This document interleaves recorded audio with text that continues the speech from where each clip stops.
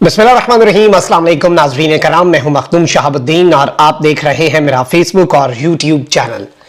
उम्मीद करता हूं आप सब लोग बखैर वाफियत होंगे और जहां भी होंगे अपने अहले खाना समेत खुश भी होंगे और महफूज भी।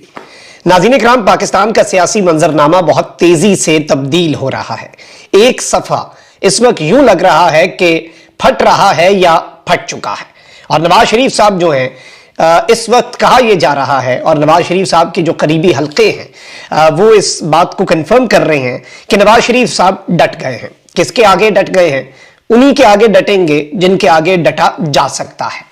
और ये मामला क्या है, ये माजरा क्या है? इसहाक डार वाले मामले के अंदर किस तरह से ट्रस्ट डेफिसिट बहुत ज्यादा बढ़ चुका है, असल कहानी क्या है, खबर कहां से लीक हुई और खबर लीक करवाने का मकसद क्या था, इस हवाले से भी बड़ी इंपॉर्टेंट डेवलपमेंट्स हैं। जबकि ताकतवरों के लिए भी अब ये फैसला कुन मरहला है और नवाज शरीफ साहब को क्यों लग रहा है कि अभी भी ताकतवर हल्के जो हैं उनके साथ गेम कर रहे हैं। इसके साथ ही साथ कल रात एक इंतहाई अहम मुलाकात हुई है इमरान खान साहब की बनीगाला में और इमरान खान साहब ने कुछ बहुत बड़े ऐलानात किए हैं और कुछ ऐसे ऐलानात हैं जो इमरान खान साहब को पाकिस्तान की सियासत से माइनस करने का मंसूबा था, वो मंसूबा खाक में मिला है। और इमरान खान साहब ने ये वाजे कर दिया है, ये बात क्लियर कर दी है और सबको एक सरप्राइज दिया है, कुछ इंकशाफात भी किए हैं। और जो इंपॉर्टेंट चीज है, जो बॉटम लाइन है, वो ये है कि इमरान खान साहब ने ये कहा है कि एस्टैब्लिशमेंट परेशान है और यू टर्न लेने के लिए हौसला चाहिए। एस्टैब्लिशमेंट को समझ नहीं आ रही कि हम वापस कैसे जाएं और निगरान हुकूमत आने के बाद हालात बदल जाएंगे। दिस इज व्हाट खान साहब सेड लास्ट नाइट।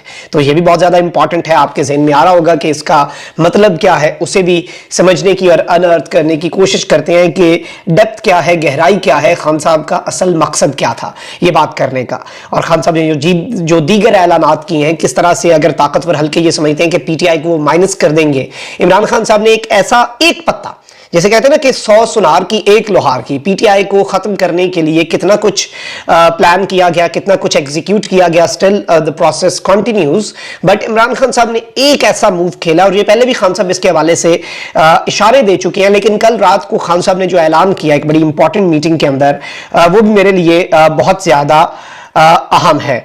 और इस सब के अंदर मैं आपको यह बता दूं कि इस पूरी की पूरी सूरत हाल के अंदर जो इंपॉर्टेंट चीजें हैं, सबसे पहले अब आप समझ लें कि नवाज शरीफ साहब और ताकतवर हल्के जो हैं वो इस वक्त कहां पर खड़े हैं और उनके आपसी मामलात क्या है। एक चीज तो यह है कि इसहाक डार साहब वाला जो मामला है उसके ऊपर नून लीग और नवाज शरीफ साहब के जो सिंपथाइजर्स हैं सहाफत के अंदर या फिर जो उनके करीबी हल्के हैं और कुछ ऐसे लोग भी हैं जो ताकतवर हल्कों के भी आजकल मंजूर नजर है ना, वो इस सबके अंदर बहुत ज्यादा कंसर्न भी हैं, बहुत ज्यादा परेशान भी हैं, बहुत ज्यादा ऑप्टिमिस्टिक भी हैं। मतलब सब कुछ एक साथ ही और सारी परेशानियां उन्हें एक साथ लाहक हो चुकी हैं। और ये परेशानियां क्यों उन्हें लाहक होती जा रही हैं और वो ऑप्टिमिस्टिक अभी तक क्यों है, जरा ये आपको ना साइकी समझने में मदद मिलेगी। बल्कि अगले दिन वो सैदी काज़मी साहब मुझसे इंटरव्यू कर रहे थे और उन्हें मैंने जब ये इंकशाफ किया कि मैं तो सबसे ज्यादा रेगुलरली हामिद मीर साहब और सलीम साफी साहब के कॉलम्स पढ़ता हूं, तो उन्होंने हैरत का इजहार किया। लेकिन जब मैंने उन्हें बताया तो उन्होंने कहा बिल्कुल आपका पॉइंट ठीक है। उन्होंने कहा कि मैंने उन्हें कहा कि देखें जी, ये नून लीग की सोच, उनके तर्जुमान जो है ना और ताकतवरों की नून लीग की या एंटी इमरान जो फोर्सेस हैं इस वक्त, जितने स्टेक होल्डर्स हैं, उन सबकी सोच को अगर आपने समझना है तो आप इन सबको पढ़ें, इन्हें समझे। तो मैं जरा ना इनकी बारीक वारदातें पकड़ने के चक्कर में होता हूँ, इन्हें पढ़ के इन्हें समझ के फिर आपके सामने वो जो एक नैरेटिव बिल्डअप होता है, फिर अपने कुछ सोर्सेज से, चाहे वो नून लीग के हों, ताकतवर हल्कों से, इधर उधर से जितना कुछ हमें मिल जाए, एक पूरी एक क्लियर पिक्चर अपने जहन में डेवलप करने के लिए वो फिर हम इकट्ठा करते हैं, फिर आपके सामने रखते हैं, ताकि आपके सामने भी जो चीज़ रखें उसमें कम से कम एम्बिगिटी होगी। बहुत मरतबा आप देखेंगे वेग भी होंगी, कभी कभी हमारी कुछ लिमिटेशंस भी होती हैं। अगर हम सब कुछ एक वीडियो के अंदर मैं आपको खुल के बता दूं तो हो सकता है कि अगले के लिए मेरे पास कोई खबर ही ना आए, खबर आने से पहले वो पहले ही कहीं रुक जाए।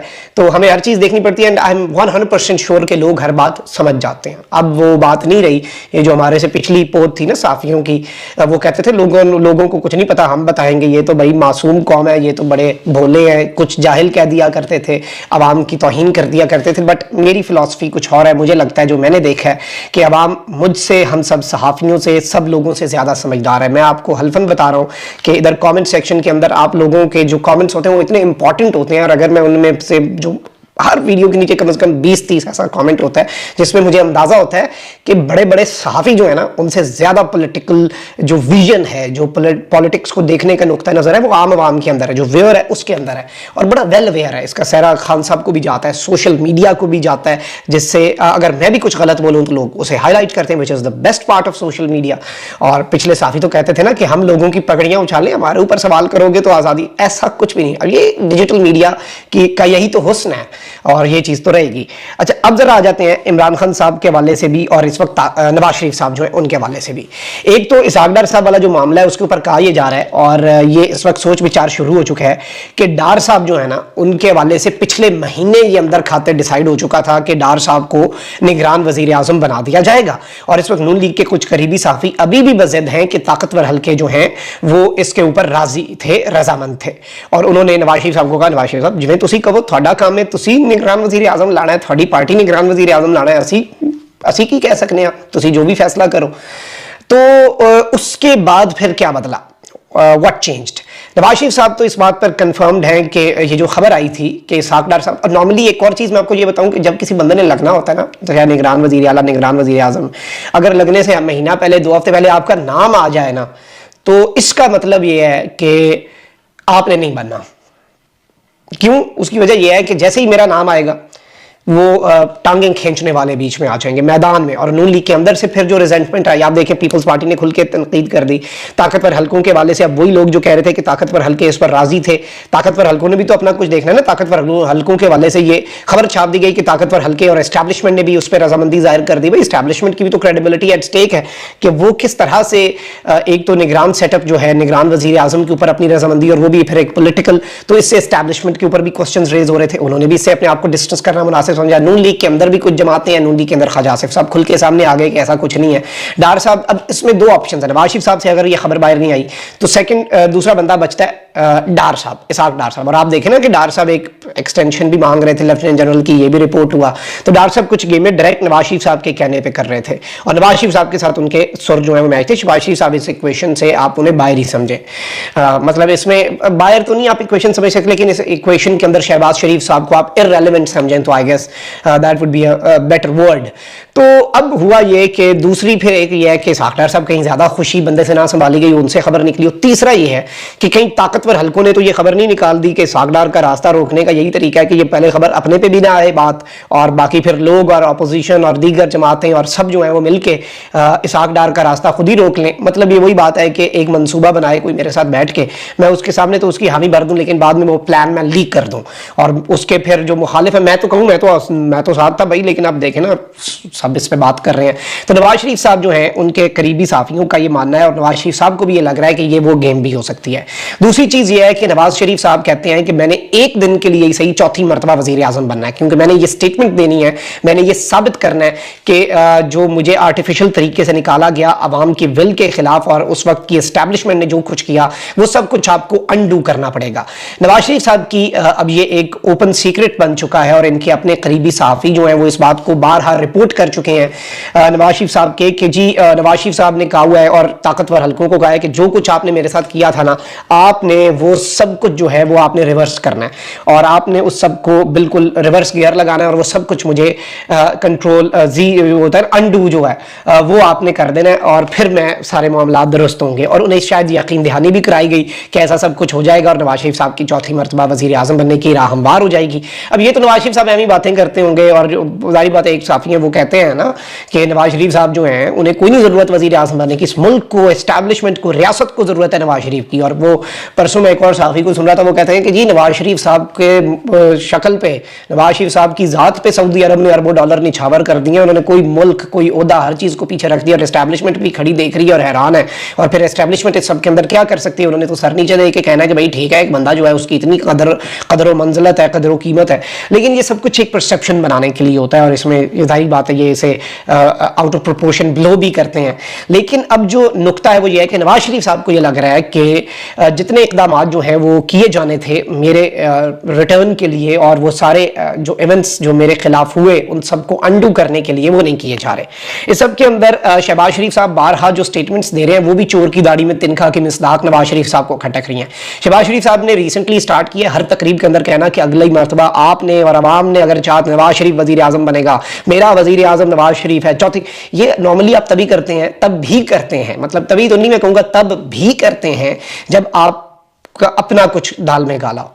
तो उन्हें शायद ये भी लग रहा है कि ताकतवर हल्कों को सूट तो शहबाज शरीफ ही करता है, और शहबाज जो है उसने अभी तक तो डटा रहा, अपने भाई को धोखा नहीं दिया, अभी भी खुल के तो धोखा नहीं देगा। यही होगा नवाज शरीफ साहब की वापसी की राह बार नहीं होगी, पीछे ऑप्शन शहबाज शरीफ बचेगा। लेकिन अब चूंकि इक्तदार का नशा लग चुका है, कुर्सी का नशा लग चुका है, वजीर आला और वजीर आजम में बड़ा फर्क है, जमीन आसमान का फर्क है। जो नशा वजीर आजम की कुर्सी का है वो वजीर आला की कुर्सी में तो बिल्कुल भी नहीं है। तो अब वो ये तो नहीं हो सकता कि डोला सानू प्यार दिया नशे ला के साडा झाड़ू नहीं बनता, तो फिर वो अपने सुर तो रखेंगे, वो अपनी तो कोई गेम रखेंगे शहबाज शरीफ साहब। तो नवाज शरीफ साहब को ये भी कंसर्न है ताकतवर हल्कों के ऊपर, और इस वजह से भी कहा जा सकता है, एक तो निगरान वजीर आजम वाले मामले के ऊपर भी, और डार साहब को लाना भी इसलिए मकसूद था कि अगर निजाम एक्सटेंड, देखिए नवाज शरीफ साहब या नून लीग कोई दूध के धुले हुए या कोई बहुत अच्छे, इन्हें ये नहीं है कि आइन के मुताबिक ये कहते हैं कि अगर निजाम एक्सटेंड होगा, अगर निगरान सेटअप एक्सटेंड होगा तो वो हमारे फायदे के लिए अगर एक्सटेंड हो रहा है तो फिर हो जाए, फिर अनकॉन्स्टिट्यूशनल चीजें जितनी मर्जी हो जाएं, अभी तक भी तो हो ही रही हैं। लेकिन अगर हमारी रिप्लेसमेंट एस्टैब्लिशमेंट तैयार करना चाहती है, फिर हमारा कोई ऐसा बंदा बैठा हो जो उसे ब्रेक लगा दे। मतलब उन्हें इस चीज से नहीं फर्क पड़ता कि कुछ कॉन्स्टिट्यूशनल होना चाहिए, अनकॉन्स्टिट्यूशनल, उन्हें बस ये है कि सिर्फ वही होना चाहिए जो हमें सूट करता है, जो हमारे लिए सूटेबल है। तो एक सफा जो है वो निगरान सेटअप के मामले के ऊपर, नवाज शरीफ साहब की वापसी के ऊपर, अब वो नहीं रहा जो इस वक्त पहले परसेप्शन बनता था कि वो मामला उस तरह से है। अब रात को इमरान खान साहब जो है उन्होंने सहाफियों से गुफ्तगू की है, और सहाफी जो है 4-5 गए हैं। मैंने जहां तक जितनी खबरें निकाल सकता हूं मैं वो आपके लिए निकाल के लाया हूं, और मैं आपके सामने पूरी चीजें आपके सामने रख देता हूं। इमरान खान साहब ने पार्टी छोड़कर जाने वाले देरीना साथियों पर पहली मर्तबा खुलकर तनकीद की है, और कहा कि उन्होंने साथियों के लिए क्या कुछ नहीं किया, लेकिन वो ना सिर्फ उन्हें छोड़ गए बल्कि इमरान खान साहब जो है उनके खिलाफ बातें भी बना रहे हैं। बनीगाला में सहाफियों से गुफ्तगू करते हुए इमरान खान साहब ने कहा कि परवेज इलाही और शेख रशीद अब तक डटे रहे हैं, इस पर इमरान खान साहब को हैरत है। इमरान खान ने कहा कि मुझे महमूद खान के जाने का बड़ा सदमा हुआ है। उन्होंने मजीद कहा कि परवेज खटक को मैंने परवेज खटक बनाया, वो एक रुकन कौमी असम्बली था, मैंने उसे वजारत आलिया और वजारत दिफा दी, लेकिन अब जाने के बाद वो जिस तरह की गुफ्तगू कर रहे हैं, मुझे परवेज खटक साहब से ऐसी उम्मीद नहीं थी।